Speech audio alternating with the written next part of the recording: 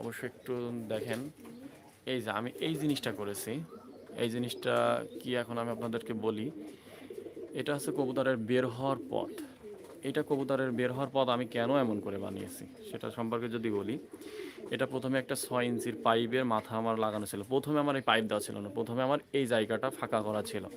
দেন এখান থেকে কবুতর আসা যাওয়া করতো, আমার ঘরের দরজা দেওয়া লাগতো প্রতিদিন। তারপরে চিন্তা করলাম প্রতিদিন ঘরের দরজা ছাদের উপরে এসে দেওয়াটা ঝামেলা।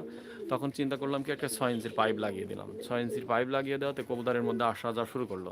এবার যখন 6 ইঞ্চির পাইপ দিয়েছি, তখন কবুতর যখন আসা যাওয়া শুরু করলো, তখন ভাবছি যদি এর মধ্য থেকে আসলে বিড়াল চলে আসে, একবার যদি কবুতর ঘরে বিড়াল অ্যাটাক দেয় তাহলে তো রাখা খুবই কষ্ট। দেন এর মধ্যে আবার 4 ইঞ্চি বসিয়ে দিচ্ছি। আমি টোটাল 6 ইঞ্চি খুলে 4 ইঞ্চি বসাইতে চাচ্ছিলাম, কিন্তু প্রথমে ভাবছিলাম 6 ইঞ্চি খুলে যদি 4 ইঞ্চি বসাই, যদি 4 ইঞ্চির মধ্য দিয়ে ওরা যেতে না পারে তখন তো ঝামেলায় পড়ে যাব। এই জন্য আমি না খুলে এর মধ্যে সেট করে দিয়েছিলাম, যাতে এই অভ্যাসটা তৈরি করা যায়। তা ইনশাল্লাহ আর কোনো সমস্যা হয় না আল্লাহর রহমতে। ওরা এর মধ্যে থেকেই যাচ্ছে, আমিও খুলিনি। কারণ ভবিষ্যতে যদি আমার বড় কবুতর রাখার প্রয়োজন হয় সেক্ষেত্রে এই জন্য আমি খুলবো না। এটা 24 ঘন্টায় খোলা থাকে। এই পথ থেকেই কবুতর আসা যাওয়া করে, 24 ঘন্টায় খোলা থাকে। আচ্ছা, আরও একটা পথ আছে কি কবুতরের গোপন পথ, এই যে এই বাঁশের সাইড দিয়ে কবুতরগুলো বের হয়, আসা যাওয়া দুইটাই করতে পারে।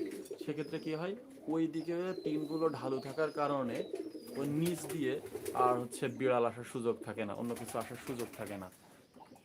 এই ধরনের সুবিধাটা নেওয়া যায়। একটু পরে ওখান থেকে কবুতর ঢুকবে, দেখা যাবে।